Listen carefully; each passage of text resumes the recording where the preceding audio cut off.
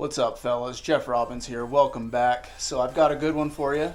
Going to be doing some engine work that I've never done before. I actually had a channel subscriber reach out, ask me if I could do some work on his son's engines, and I said absolutely. So this is what they sent me. Got a couple of 206 engines here, and what we're going to do is we're going to convert this 206 into a super stock. So this engine right here has already been converted. It just needed a top end refresh. So I've gone ahead, I've already got the head ready to go, lapped up the valves, got them all nice sealed up and tight, got some helicoils in there, and I'm just waiting to put this one back together until I can get this one set up. So I want to compare the camshafts on them and a couple other measurements.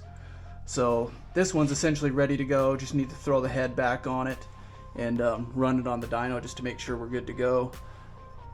Got a couple spare heads they sent. This one's just stock 206 head, but I've gone ahead, taken care of the valves on it, got some helicoils in there.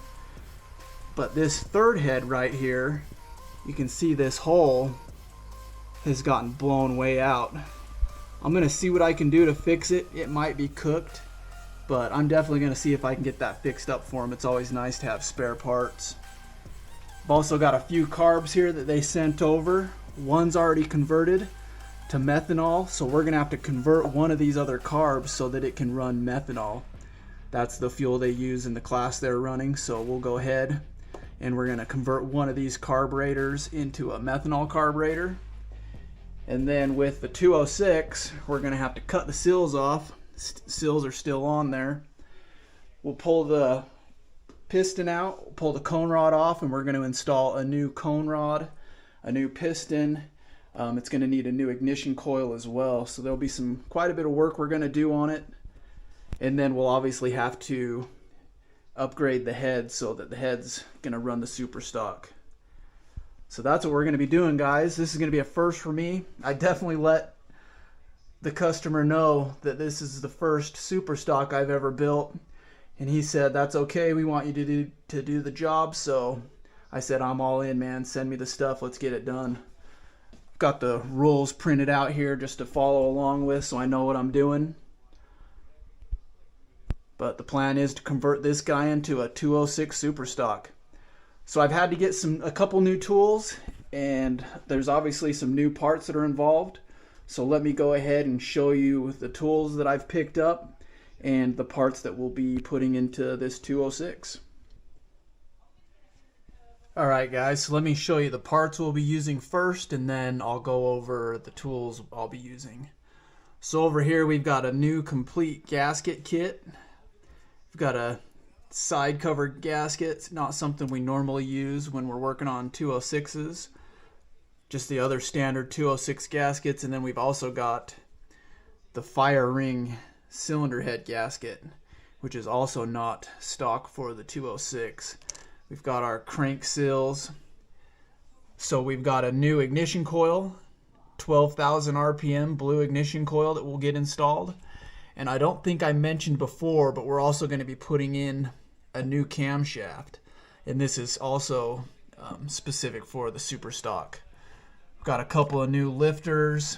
Got my piston pin and circlips.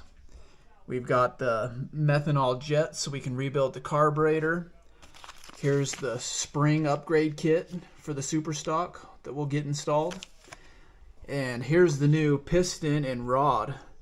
So, I mean, these are absolutely beautiful. Billet aluminum. So we'll get this installed. Here's the bearings. We've got the rings. So for as far as tools, I've got a ring compression tool right here.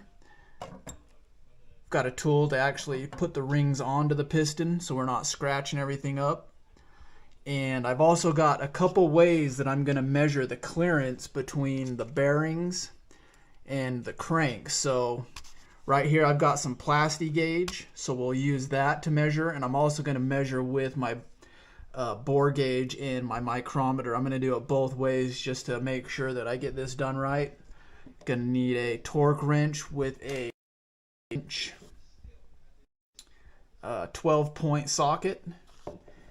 And then this right here, this is not stock for the 206 Super Stock, but customer wants me to get this installed. Look at that.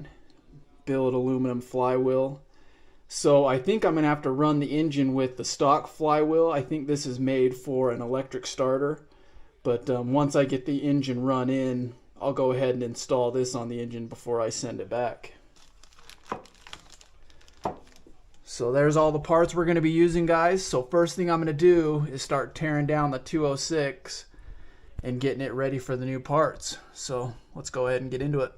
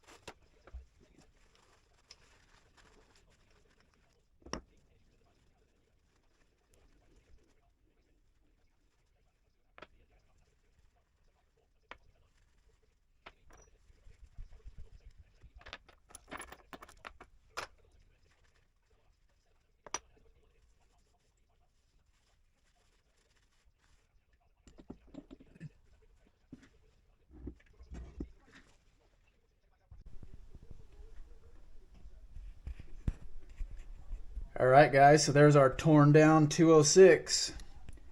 So the only issue I really had was getting that flywheel off. It was definitely stuck on there pretty good. Definitely took some love to get that thing to come off. And you know, if I didn't have the Briggs puller, I don't think my other puller would have been able to get it off, but it did eventually come off for me. So from here, what I got to do is I've got to get everything cleaned up.